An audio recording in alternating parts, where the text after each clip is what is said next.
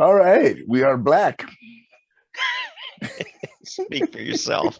Yes. Speak for yourself. Leave the light, so everything that I know says I gotta go, tired of going solo. But I'm never gonna go there again. This is what it is, this is who I am, this is where I finally take my stand. I didn't wanna fall, but I don't have to grow. I'm not the one with two scar hands, giving him the best of everything that's left of the life inside this man. I've been born again. Yes. All right. Sorry, everyone, or hello, everyone. Yeah. No bumper music this week, unless Dave, you want to drop it in later. But, I will. I will. All right. Good. Good. Perfect. All right. We're doing it a little bit different this week, and we're going to do a Zoom conversation. Dave has commitments, Yep. and so he's afar. Yeah. I'm expecting to see someone pop up in that little doorway you have behind you. I locked it this time. Have you? While I was Looks like there's testing. a space, either a closet or something, where something is going to jump out at any moment now, I know it. and say hello or boo, or Yeah. something. But anyway, welcome everyone to Fresh Black Coffee, Saturday, July 16th. Is it today? I guess. I believe so. Yes. yeah, Middle of yeah, July. man. Boy, does it feel like it. Oh, I know. The year is flying by, isn't it, Dave? It's just flying by. I want to let everybody know we're all in again this week, as we are so often. But man, it's been a week. It's been hot.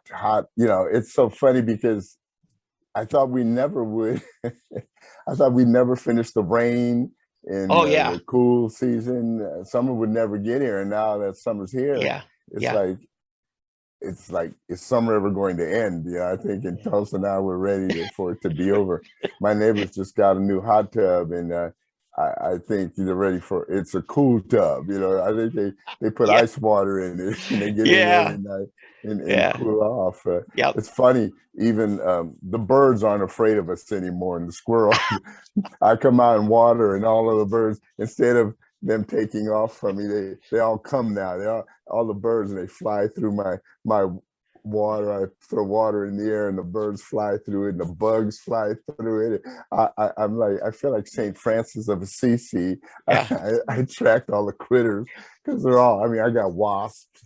My wife calls me the wasp whisperer, because when I water, the wasps come out around me and let me know, hey, over here. And I go and I put water, and then wasps fly through the water, and then the birds come, and I fill refreshing the bird bath for them. I make them nice. Are you comfy now? And you see them all out there.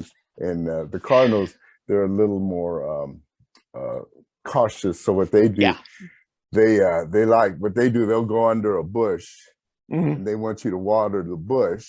And then they let the water drip from the bush down on them and stuff. I mean, it's amazing how animals are, but it's kind of cool to see that they all, when it comes to water, they're not afraid. I mean, they come out and let you know.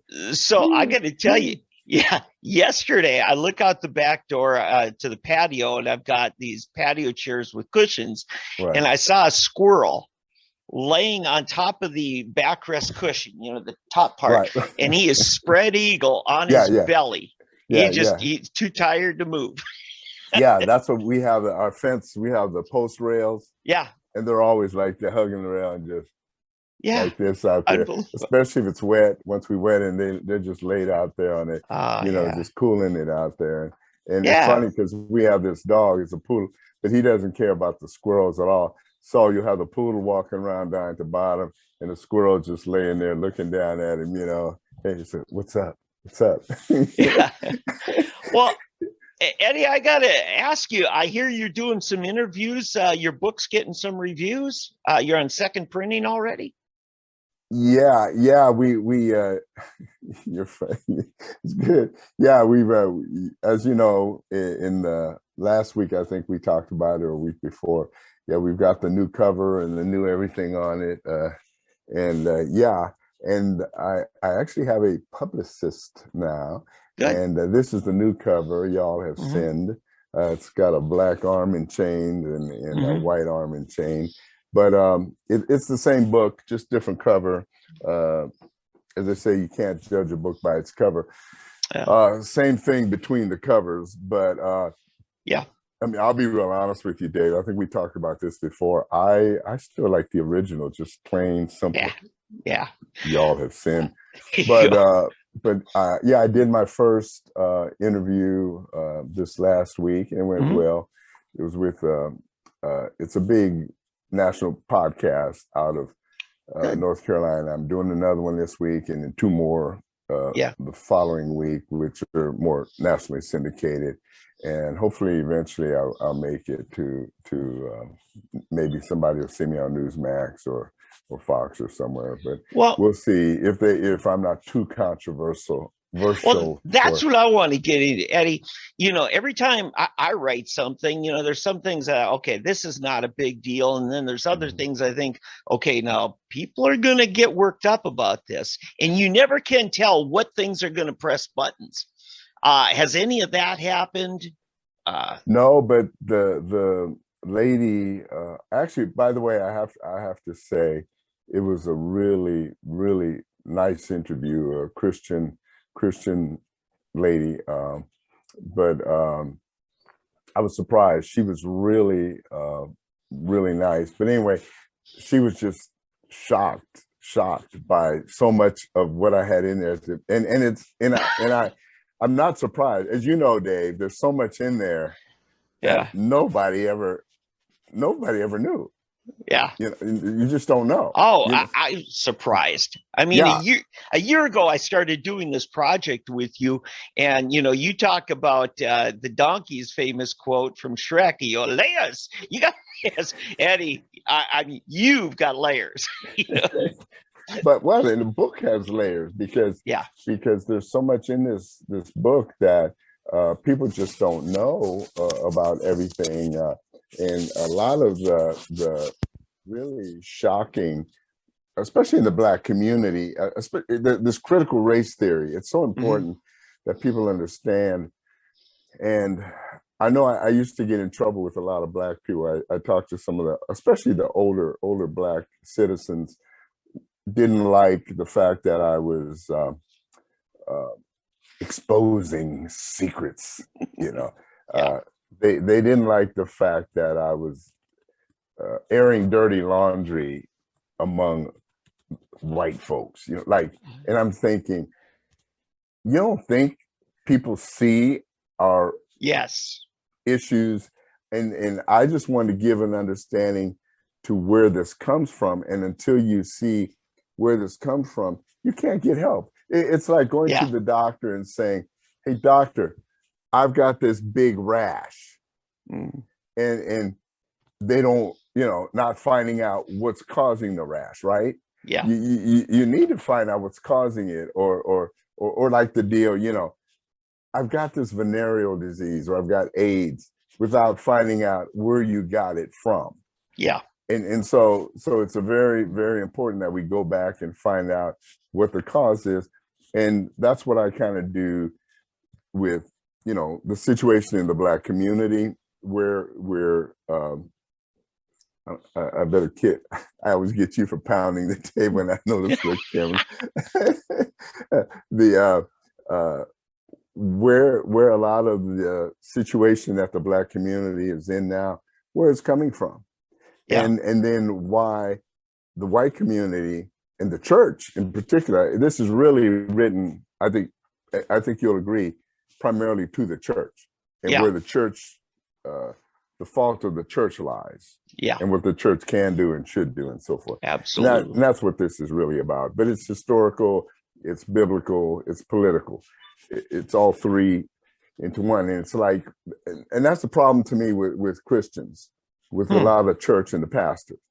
They seem to want to separate. Well, that doesn't involve us. You know, that's like one of the things that just really irks me is when I hear a pastor talk about, you got to quit listening to Fox News and CNN. No, you don't, because it's reality. Absolutely. It tells you what's going on, and you need to know where your enemy is. You need to know where the fight is. You need to know what's going on in the world. Okay. Yeah. Because if you don't know how to pray. You don't know where Mm-hmm. where the battle is. And Yeah. if you want your people to run around ignorant, they don't know how to pray. They don't know how to fight. They don't know how to protect their children. They don't know how to protect their families. They don't know how to do anything. Yeah. And so if you keep telling your people, oh, stay away from Fox News, they're just negative all the time. Yeah. And so what do you tell them? Go listen to CNN, MSNBC. Are you serious? That's where you're going to send your people there? Or, you know what I mean? I mean, it's idiotic. And if you're telling people don't listen at all, stick your head in the sand and just imagine it's going to go away. Don't vote. Don't get politically involved, or just go vote and go. You go into a polling place. Or, are you a Democrat or Republican? I don't know. I mean, oh, okay. Well, here's a ballot. You're an independent. First of all, you can't vote in your primaries, and then when you go to vote in the actual election, they give you a ballot. You have no clue who you're voting for, right? Oh, well, you could do what your predecessor, Michael Del Giorno, you say. He would just count the yard signs on the way to the polling location. Or how many mailers got? Who won the mailer war? Oh man. Yeah. Hey. Okay. So, but you see what I'm saying? So, but that's what this book deals with a lot. And as you know, I go after everybody, and I'll give you a little hint. For example, I think we've talked about this. This is just one of the things you'll find in the book, where the California gun laws come from. Yeah. Okay. The stringent, and not just in California, where the attack on the Second Amendment, where it began. Now, people are going to be very shocked when I tell them where the attack on the Second Amendment came from. It came from Ronald Reagan. You're saying the quiet part out loud. Exactly. Exactly. It was when in about 66, 67, I don't remember the day. I'll have to read my book. It would have been after, well, I think he got elected in 65. I think California, aren't they a year early? So I think it was 66, 67. Yeah. Anyway, it was when the Black Panthers were running around open carry. Yeah. And there's pictures, you remember the Black Panthers in Sacramento. Can't have them black guys carrying guns, Eddie, right? Exactly. Yeah, that's it. So Ronald Reagan introduced the laws against the open carry with the Black Panthers. He wanted to stop these N-words. Yeah. I don't think he was using it. And listen, let me say this. I'm not saying Ronald Reagan was a racist, and I'm not going that far. He meant well, good intention, that went bad. Yes. Bad people use good intention for the wrong purpose. Well, and I think it's just short-sighted. They're looking at the initial issue in front of them, and they want to fix that. But how you fix it is important as getting it fixed. Right. Because we see problems down the line when we don't use the best remedies. Right. And it's being short-sighted. See, it's they used our own good intention against us. Yeah, they did. And they turned it around, and then they just built on it. And it's funny because the NRA supported Reagan in this. The NRA was on his side. Believe it or not, the NRA was in favor. Yeah, this is what's so crazy. It was Ronald Reagan with the help of the NRA that actually ushered in the suppression of the Second Amendment rights of Californians, and then it just started spreading around. Exactly. And that's where we are. And then all of a sudden it flipped, and we said, wait a minute, what have we done? And this is where we find ourselves today. It was Wayne LaPierre in the early 90s against Clinton was when the NRA changed. And it was an earthquake in D.C. on the K Street lobbyists, because the NRA played nice. They played the DC game, and all of a sudden, Wayne LaPierre finally said, and this was the earthquake, he said, I am convinced that Bill Clinton is comfortable with a certain amount of gun violence because it furthers his agenda. Yeah. You know, so, Yeah, but anyway, and if you remember, Ronald Reagan started out, as well as Charlton Heston, started out as a Democrat. They were both Democrats in the 50s, and then they both switched their party affiliations. So, as I said,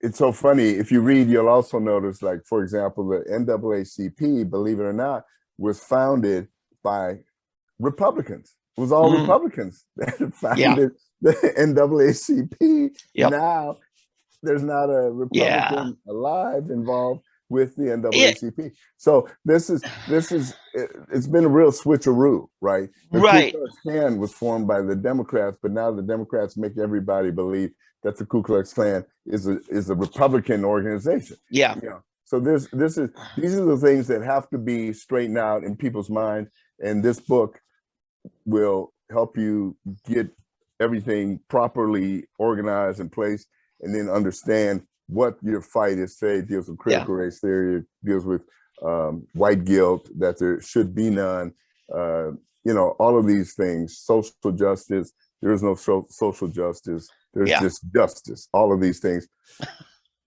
And until, honestly, Dave, until we get that right in our minds, our country is going to continue. I think of, well, he wasn't a Supreme Court justice. He should have been a Supreme Court justice. And I'm talking about Bork. Yeah. And Justice, or Mr. Bork, I guess he was a justice. He was just never a Supreme Court justice. Right. Yeah, tragic individual. I mean, that was a great tragedy that he wrote a book called Slouching Towards Gomorrah. Right. And that, wow, man, it was a tough book to read, but it was prophetic. It was a prophetic book explaining where we are headed, and he nailed it. And I think we're on we're probably at Gomorrah, on our way to Sodom. we're somewhere between Gomorrah and Sodom. When we read Sodom, watch out. You know, that's when the fire comes, and the pillars of salt and so forth. So anyway, that's about the book. That's enough. Amazon. Oh, by the way, it's on Kindle now. So if you don't want to get the book, and you want to get it on your tablet or whatever, Amazon Kindle. Y'all, Y''ALL have sinned, or just put Eddie Huff in there, and Y'all Have Sinned will show up, and get it on Amazon. It'll be there in 2 days. And yeah, hopefully Eddie, people enjoy it. We didn't talk, but you just, from your book, dealing with race relations and saying the quiet part out loud, it spurred me on something. We didn't talk about this in our show notes, but I feel like comfortable we should talk about it. Some really good news happening with the Tulsa Public School Board. Somebody you know and respect and admire as much as I do, Elena Ashley, just got elected to it. Yeah. Well, now she's being very bold in calling for some accountability. And now another Black woman on the school board, I think Mitchell was her last name. I'm sorry, I didn't have my notes ready on this. But they're now calling for an audit. And Governor Stitt has called on our state auditor and inspector to audit the Tulsa County School Board, or Tulsa Public School Board. And Deborah Gist is fit to be tied over it. Oh, I know. Well, yeah, she should be fit to be tied. She should probably be tied to be fit. If you remember, Gary Jones tried to do an audit many years ago. Yeah. And I don't know whatever happened. I don't think it ever got done. But they should be audited. Yeah. And I think if we find out what's really going on with the money. Yeah. See, here's my problem with these audits, okay? Or not so much the audits. I think what you're going to find is the actual state funding, the normal government funding that's coming from DC or whatever. Yeah. I don't think there's a whole lot of shenanigans or problems going on with that funding. I think where the real problem is that you're going to find is going to be with the bond money. Yeah. And that's where that's where there's some big money there. Yeah. First of all, it begins with who's holding the bonds. Mm-hmm. Now, here's what I don't understand. Okay, this goes back into the into the teens when George started to say Soros, our own George Kaiser. Yeah. He started these elder care. Oh, Educare. Okay. Yes. Yeah. So he is known as this. In fact, they did a 60-minute special on him about this wonderful, benevolent guy who starts these Educare things. You remember? Yep. And so he starts Educares. Well, if you remember the Educare here, the main one down, he got $53 million for this Educare, the main one, the first one they did. Mm-hmm. And so he gets $53 million on that of bond money. This is bond money. Okay. Ooh. So then he gets that. And then still he gets the extra funding, donations, private money, and so forth along with that. Yeah. So, and then he owns BOK. Yeah. Which holds the bond money. Yes. Right? Yeah. Right? You see where I'm headed? Yeah, let me hold that money for you. Yeah, BOK holds the bond money. They get, and this was Ken Yeasel's big deal. Yeah. So BOK holds the bond money, which they're getting the fees for all of the bond money. Yeah. So this guy is making money on the money that he is making. He's the same guy. You remember Solyndra? Yes. Right? $500 million. How much? $500 million. $500 million, $500 million. Of federal money was given grants. So they invest in this Solyndra, which was solar power, right? Yeah. Solar power. I guess Solyndra lasted 3 years, maybe. Ran out of money. An Obama deal. So they start this company, Solyndra. They invest the money. They make money right at the beginning of it. They get the federal backing the money. All of a sudden, the company goes belly up. Yeah.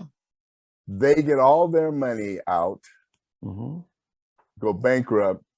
The rest of the investors are screwed. They get nothing. Right. Man. But George, the billionaire, billionaire who owns Bank of Oklahoma, Bank of Denver, Bank of Dallas, I think Bank of Phoenix, I think is the other one. So he's got banks in Texas, Oklahoma, Colorado, and Arizona. Okay. He comes away clean. Oh yeah. And if you ever look into how, I think didn't we talk about how he got BOK? I think we talked. Oh yeah, it was government money. Yeah. Well, he was the head of the board to dissolve BOK. Right. Yes. He set the price of what it would cost to buy it. Yeah. He set the price. Then he bought it. Yeah. Now this is part of the S&L savings disaster. Yeah, the S&L savings disaster. And there was this federal program that was going to sweeten the pie. And there only one recipient ever was George Kaiser to take over BOK. And then they closed the program. He was the only recipient of it. And so it was really essentially no money of his own. And now he's got this banking empire. Yeah. Yeah. Well actually what happened there, see, it lost, I think, $300 million, $300 to $500 million. I can't remember, 300 or 500, something in there, somewhere in there. So they were able to get tax credits for the loss. Yeah. Then he was able to sell the tax credits for half. For half. If I'm not mistaken, I think it was 500 million. He sold them for 300 million, and took the 300 million, and then took 110 million, which is what the liability was. He sold, and he took 110, paid off the debt of the bank, and he still had like 100 million left over. I mean, it was unbelievable. I mean, here's the funny thing about it though, Dave. I honestly There was nothing. Here's the deal. There was nothing illegal about what he did. Nothing illegal. Exactly. And I actually have to say, I envied the man. No, seriously. I know it. You just like, I envy the ingenious of the mind that can figure all of this out. Yeah. And pull it off. Well, you got to have connections. I just want to be really clear for everybody out there. There was nothing that George Kaiser has ever done is illegal. This is totally nothing that George Soros or these people have done is illegal. It's very legal, above board. Yes. It's just the fact that we don't see what's really going on. Right. And that we're giving them credit for doing these things that are just shrewd and smart. Right. And for some reason, we can't get anybody on the right side, which I mean conservative side, to be that smart to figure out how to do these things and use that money for our good, for our side. Yeah. Now, Sean Copeland, who started, I believe it's Spirit Bank, his father was the Democrat leader in the House, Oklahoma House of Representatives. One day I go in to meet with Sean, with Steve Copeland, his dad, the speaker, the Democrat leader. And I introduced myself. I said, well, you might probably, best I pigeonhole me as, Tea Party Republican. And he said to me, he said, Dave, he said, when the Tea Party really first took root, at least in Oklahoma, there were just as many Democrats as Republicans. And I said, oh, well, tell me more. He said, Dave, it was about the too big to fail getting special deals. In the mom and pops in Oklahoma got nothing. And so this was a problem. And the Democrats were just as incensed as the grassroots Republicans over these deals, the too big to fail, which really came out of the Obama early years. And the thing that George Kaiser did was he buddied up to Obama. It's about who you know, what boards you get appointed to.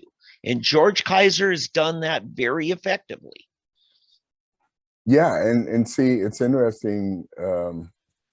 I don't think George Kaiser has ever had a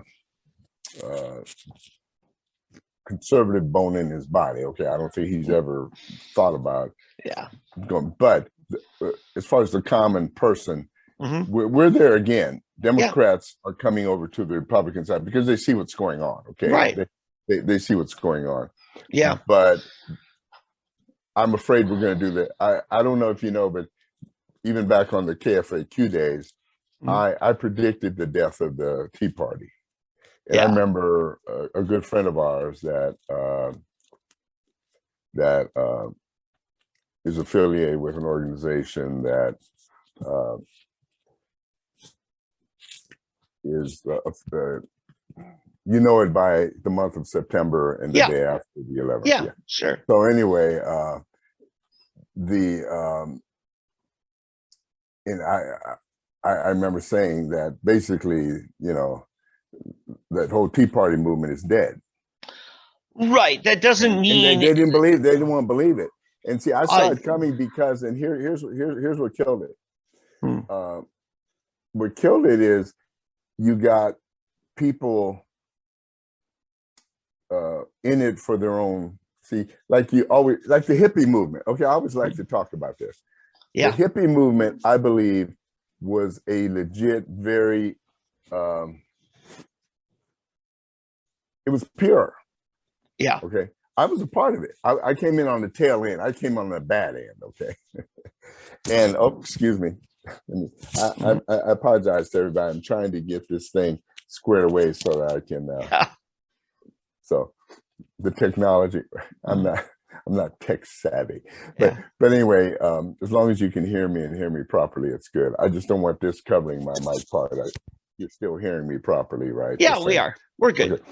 All right. So, but anyway, the hippie movement started out as a pure thing. People, the free love, and we're not talking about free sex. That's what it turned into. Originally, people really wanted to be able to trust, love everybody. It was almost kind of like a biblical Christian type of thing done in a secular way, and it was sadly co-opted by corrupt man. I mean, you got people with corrupt morals and things coming in, swooping in, and they perverted it. Okay, that's what ended up happening in the Tea Party movement. I'm sorry, in the hippie movement. So in the Tea Party movement, you had the same thing. People came in. I don't know if you know how it started. If you remember, it was the guy on CNBC. Rick Scully. Yeah, right. And so Rick, one morning, he does the from Chicago. Yes. On the floor, he got up and went into this rant, and it started the whole Tea Party movement. And it got mad. And I remember, to me, what spoke of the death of it, Dick Armey. I don't know if you remember, Dick Armey started his own whole organization. And then it was exposed. It came out that Dick Armey, it was raising so much money, but he had this bus. You know, the bus was worth like $700,000-800,000. He was bringing in $2 million a year. He was, basically it became Dick Armey's bank. Yep. He was living high on the hog, and only so much money was going for this. And basically, 90% of it was going to Dick Armey, and 10% was going, Dick Armey was going around the country speaking and doing all these Tea Party things, but mainly it was raising money for Dick Armey. Yeah. And so that's the tragedy of, and then what I saw too, and this is one of the sad things about the conservative movement that really bugs me. And it's still going on.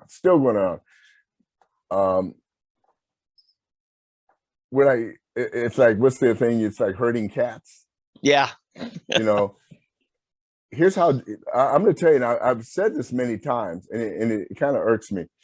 You take George Soros, okay, the Democrats. Here's how George Soros operates. George Soros says, okay, I have $10 million, and he'll go to the NAACP. He'll look at an organization, see what they're doing. He says, okay, I've got $10 million. Here's $10 million. You do what you do, and in 5 years, I'm going to come back. And if you're successful in doing what you do, you get more money. Because I like what you do. Rich Republicans, first of all, they want to give it all to a candidate. Right? Yep. And then what they want to do is they want to start up here where the Democrats, they'll start down here at the grassroots level. Like Obama, what they call Obama and them community activists. Community activists. Organizers. Yeah, or organizers, actually. Yeah. Community activists, same thing. And so so they'll give this community activists this, and they'll organize these little groups, and they'll go door to door. They'll have these meetings. They'll be out there at all these little parks, every time there's a little jazz festival, every time there's some little thing at the park somewhere, they've got a table, they've got people going around signing up people for this mailing list, and they they'll send them this. I've been there. I used to run a soccer program up in North Tulsa, right through the Catholic Charities. We started a soccer program. They do a lot of good work. Oh, Catholic Charities is good. But next thing we know, you've got some Democrat organization out there, people signing people a voter registration, trying to set up. And I told them, sure, give me that. And I said, listen, how many want to sign up Republican? Man, these people start, wait. Yeah. I'm signing up Republicans, and they, no, wait a minute. They didn't want that, we didn't come here to sign up Republicans, Exactly. So, but that's how Soros and these people, the Democrats, the owners of Progressive, what's their name? I can't think of their names. There's the Progressive Auto Insurance. Yeah. Yeah, I know they're very liberal. Yeah, it's a father and a son. Lewis. I don't remember the name. Peter and something. Anyway, the owners of Progressive. That's why they're even named Progressive. That's the Progressive. Anyway, these people are the big, quiet money donor. Everybody knows about Soros, but there's many other ones out there, and they give their money, but they give it quietly to these organizations. Whereas Republicans, they want to give their money, and then they want to tell the people what they want them to do. Yeah. So, you know, you want to buy a candidate, and here's what I want you to do, boy. You know, and here's 10 million, and here's what I want. You know, and Soros he said, here's 10 million, you do what you do. Yeah. Because that's why you're getting my money, because I already know what you're doing on a little bit of money. So now, you know, you guys destroying Seattle up there, keep it up. Here's $5 million Antifa. And, you know, here's so much money, NAACP. Here's so much money, Al Sharpton. And then Al Sharpton, what does he do? His National Action Network, they get bigger, they get more people, they hire more people to do more of what they do. The Republicans can't. There's great organizations out there. I've got friends in Chicago. I've got them in Atlanta. I've got that. They're starving. They can't ever get going because they don't have any money. They don't have any. They don't have any money to get anybody to help them do what they can do. Yeah, Eddie, we got a hard break in about 2 minutes. So where we started on this was about two conservative Black women. Now I'm going to say Elena, I know is, but the board member Mitchell now all of a sudden is getting some backbone and some encouragement to stand up and ask the tough questions. I did talk to Elena a couple of months ago. She wants to come on with us. I'm going to reach out to her, and maybe we'll get her on here to really, because look, you know, the leftist in legacy media is not going to tell her story the way she can. And I have a funny story. She was at a 9/12 meeting, and she bought my book. This is months ago, way back when early.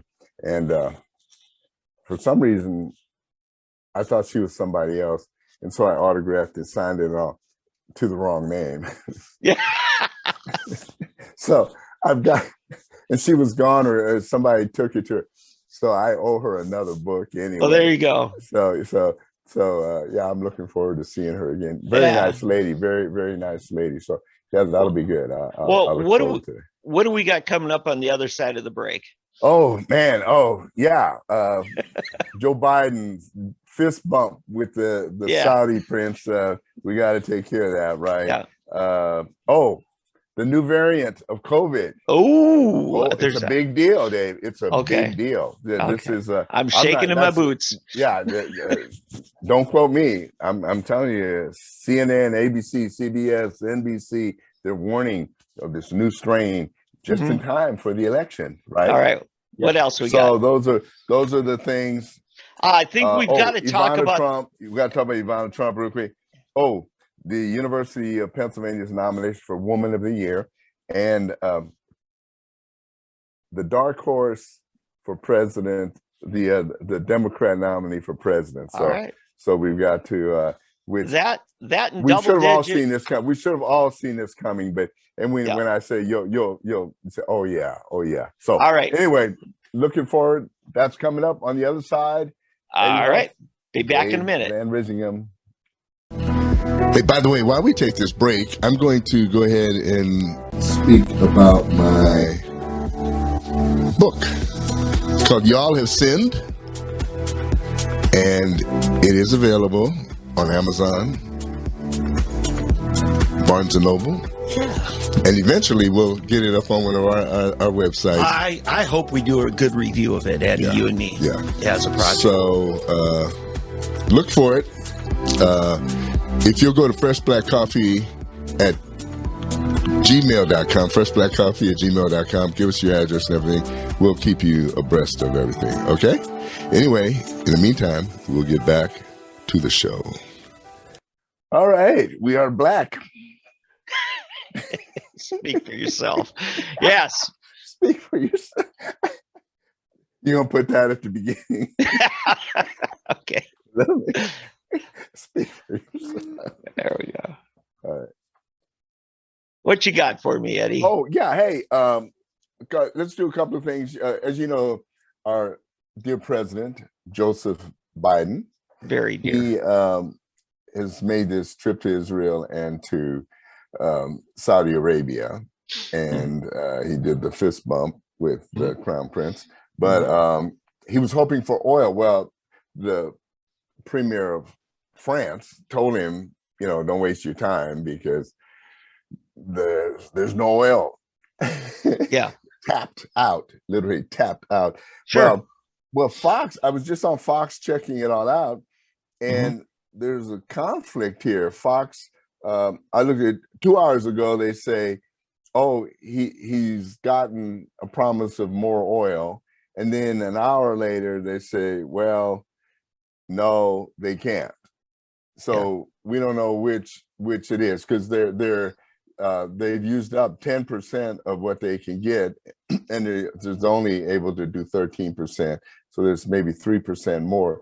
But we've got Europe, Asia. I mean, they've got their own Middle East. So there's only so much oil to go around. So I don't know what's going on. So I have a feeling that the first report came out of the White House itself, and then I think probably somebody came along and said, well, here's the real deal. So that's probably what happened. That's why we're not getting any more oil, and so we're just screwed unless they go to the other. So that's one report. Ivana Trump was found dead Thursday, and they're of course, first thing everybody suspects that probably the Donald killed her or something. Oh God. I know, but no, apparently she fell. I think she fell down some steps, and she had body contusions.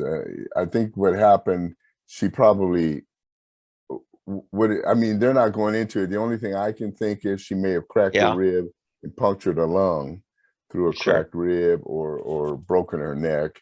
But they said it was a bodily injury from the fall. I think she fell down some stairs, and she was alone at home, and that caused her. She was 73 years old, which makes me kind of be careful. Yeah, I've just got word. I'm gonna we'll have to truncate this section, but why don't we try to get through these things? Yeah, and why? Because you're aged also. No, I've got. I mentioned how old she is. I've got. Oh yeah, I just got word. I got kiddos screaming it's lunchtime. Okay, yeah, I just need to mention too here, throwing my little ad for low T centers of Tulsa, that honestly, if you're a man and you're kind of feeling your age or whatever, and you need some extra energy and vitality, go see Low T there in Bixby. It's just right. It's at about 106th Street. Actually, it's right by Chick-fil-A. So if you turn in there off of Memorial and 106th there you go. by Chick-fil-A, instead of turning left off of turning into Chick-fil-A there, turn right, and you'll go right to the Low T Center. And they've introduced there's a new shot they're giving in addition to the testosterone, but it's a combination of vitamins and B12 and different other things to make you feel even better. And I have to admit, I just got it for the first time this week, and I even paid for it. All right. That one wasn't a free one. Sure. Endorsement didn't cover that, but man, I have to admit, it actually did the job. It feels really good. But anyway, it just for your skin, your muscles. I'll confess, I am on Tuesday, this Tuesday, I will be 72 years old. Ooh, there you go. Or young, however you want to feel. Well, and I have to tell you, yesterday I had my annual physical, and they included in the blood work is that they want to start checking my testosterone. So we'll see when that comes back. I may need to get some coaching from you on that. You can just go down there and have them do a test. But anyway, Low T Center, down on South Memorial. Okay. Well, we'll move on, and I'll probably have some more information later on. And oh, this one you'll love, and this is the big story I want to the big story I want to get to here in a little bit. But Leah Thomas, you remember Leah Thomas? Yes. The very feminine swimmer who's 200 and some pounds, 6'6". Yeah, the female swimmer that's feeling very feminine lately. The junk in the trunk. Yeah, the junk or the trunk in the junk. Yeah. Yeah, but anyway. Never mind what you physically acknowledge. She feels feminine. So yeah, and you put a little makeup on, a little lipstick, and you can be a woman today. Yeah, exactly. Well, Leah Thomas has been nominated by her University of Pennsylvania, for NCAA Woman of the Year. Well, no, is that Penn or Penn State? I thought it's Penn, University of Penn. That's an Ivy League school. It's the only state school that's an Ivy League. Yeah, it's an Ivy League school, and it's actually the home of a Wharton Business College, which is one of the top business colleges. Exactly, where Donald Trump has his degree from. And Elon Musk is another alumni. And it's a pretty prestigious. It's the number one business school in the country. So if you want, Baylor is up there, which I was surprised. Baylor is another one in top 5. Baylor Business School. So if you want to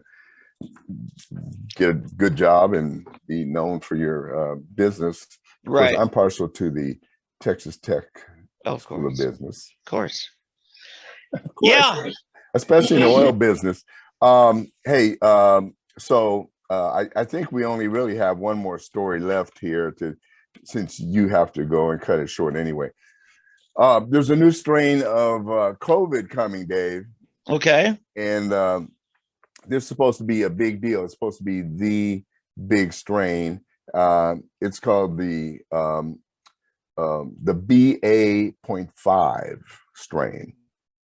And everybody, CNN, ABC, CBS, NBC warn of this strain. They say it's a big deal, calling for everyone, guess what, to get masked up and boosted, right? Oh, God. Yeah. Just in time for the midterm elections, right? Yep. And we got to find a way to steal those elections. Of course, it wouldn't be right. It wouldn't be right unless in recent remarks, White House medical advisor Dr. Anthony Fauci raised his ugly head. Yeah. Called for the virus to still be taken seriously and warned Americans who want to put the pandemic in the past, right, like you have been, realize it's not gone yet. No. He came on MSNBC Tuesday and recommended continue to mask up indoors and get their second booster shot to combat the spread of the BA.5 variant. Yeah. He said he admitted it would be a hard sell for Americans at this point. Now, the thing about it, the rise of the new Deltacron. Now, I think we're going backwards because we're at Omicron. So what happened to all of the Zulu and the Upsilons? The Greek letters. We're going back from Omicron back to Delta. So I don't know what's going on with that. But they said the rise of the new Deltacron BA combines the worst traits of Omicron with a potential severity reminiscent of Delta. So you're going to take Omicron and Delta and put them together, and it's just now. All right. Here they're telling everyone this time though they want you to get the N95 masks. I guess they haven't been selling enough of those, so they want you to get the N90, not just your little old blue mask, but they want you to get the N95. You're gonna really put out some bucks this time. And but here's what. Oh, wait a minute. That's an admission. They're admitting that the old masks were not effective. You're right. I think you're right. I think you're very, very right. Yeah. Yeah. If they want you to get the N95, they're basically admitting that the other masks aren't good enough to stop. So if it's not good enough to stop this one, that means it wasn't good enough to stop the other one, they mandated it, said, it'll keep you safe. Yeah. So go ahead, finish that up. No, they're repeating the COVID-19 waves have left millions of people dead, with only vaccines helping to blunt the toll. Only vaccines, with all of the people that have been, you heard about Australia, right? 95% vaccinated, and they're the ones right now. In New Zealand saying they're having epidemics. China epidemics of the COVID again. They're the main ones starting. Yeah, it's evolving, escaping immunity, and driving an uptick in cases and hospitalizations. Yeah, they didn't say anything about hydroxychloroquine actually being one of the best, early treatments. They didn't say anything about ivermectin stopping it dead in its paths. It's only the vaccine. So yeah, it's more of that same crap narrative. Yeah, they're nicknaming this. I love this, the ninja. Oh, the ninja. Okay. Oh yeah. Now we're supposed to be terrified. We're terrified. This and I have one more short one that we'll end with. I think that they're calling the most dangerous yet, and it's the most dangerous because they need to convince you that we have to have mail-in ballots in November. Yeah, it's just it. That'll stop. You cannot show up at the ballot box. That will stop COVID. Mail-in ballots will stop mail-in COVID. Ballots. We have to do this in November. Yeah. So that they can somehow rig these elections again. Yeah. Now, I got one other thing is this week, the consumer price index inflation number went. Now, they were thinking that could go as high as a high 8s, close to 9%. It comes out and they say 9.1. Okay. Right. And then this, Eddie, here comes the producer price index. Right. That's wholesale inflation is 11 point something. Which means what? That means the retail's gonna follow producer, right? And we're just if it's 11, if the consumer's 11, what's that going to do for the consumer next? If the producer is 11, what's it going to do to the consumer next? We're looking double-digit inflation. There's no other way around it. Yeah, it's let's just put it this way: it's bad, or as the Asians say, number 10. Number 10, not good, not good. Right. Now, the Biden stimulus, right after he got elected, he signed it. Okay. You got your check for what? A couple gets 2,800. Maybe they got kids, they get some more. Okay. How's that working out for you now? Because it's all eaten up. Oh, it's gone. Between gas increases, all of your housing, all of your food, all of your inflation, it's gone. I hope you enjoyed. Dave, there's nothing they can do. Yeah. There's nothing they can do to help this right now. No. Well, I mean, let me put it this way.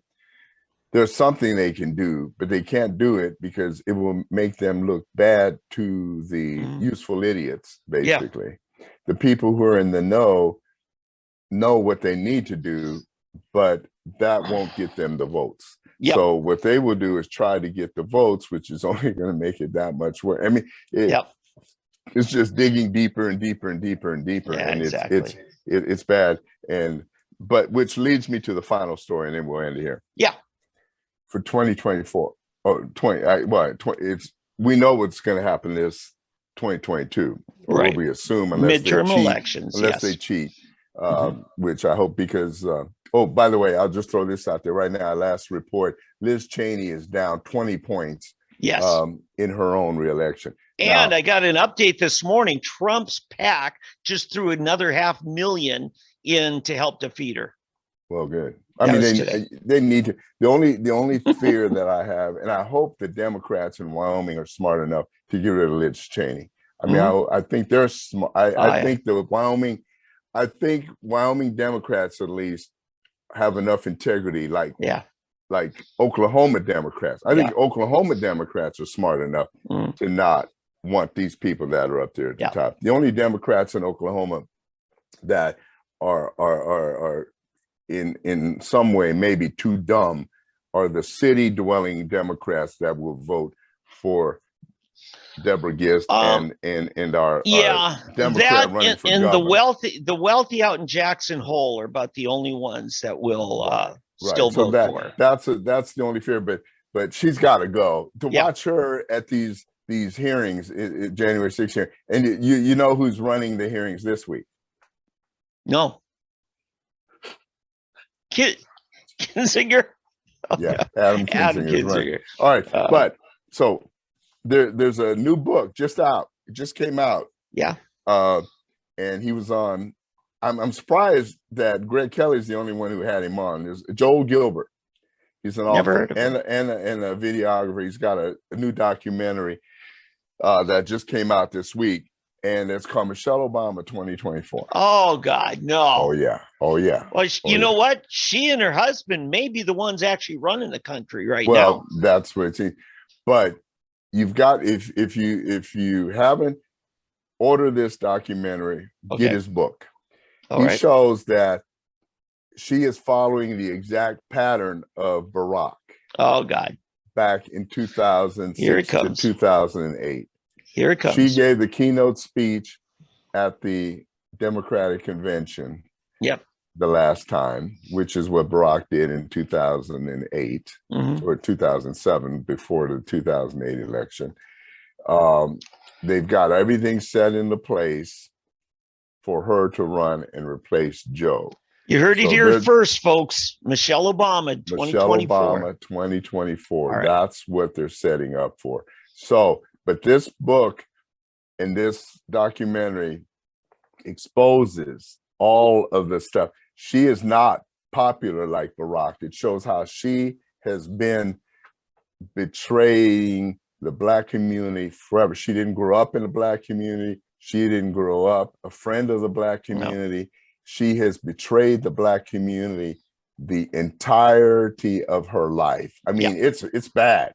Yep. She was dumping Black patients out of the ER into inferior facilities, all kinds. I mean, it's bad. All right. If you get a chance, go on Newsmax, back to Greg Kelly's 7/14/22. Look up July 14th. All right. And go to the 36-minute 52-second. I even have this for you. Okay. I'm here. We're here for you. 36 minutes 50 seconds on July 14th, 2022. All right. On the Greg Kelly Show. And you will start this segment of Joel Gilbert, and tell everybody you know to get this book and this video and check it out, and send it to all of your non-conservative, especially Black friends, because this is very expose Michelle before, kill it before it grows. Okay. All right. So yeah, on Newsmax.com, you can pull up Greg Kelly's shows for this past week. And so on Thursday at 36 minutes in, we'll get that. 36 and 50 seconds. In 50 seconds. All right. Eddie, I'm going to jump. Okay. I know you got it. Yeah. Okay, Grandpa. That's right. I love that. I love the sound of that. See, that's the thing. My grandkids are in California, so I don't have to. I don't have to do that. I'll just go visit them and hang out the whole time. But hey, everybody, God bless, and we'll talk to you next week. And have a great week. Stay cool wherever you are, and hopefully you'll enjoy it. Tell your friends about this program, and good. We'll be with you next week. Bye, Dave. Take care. See you next.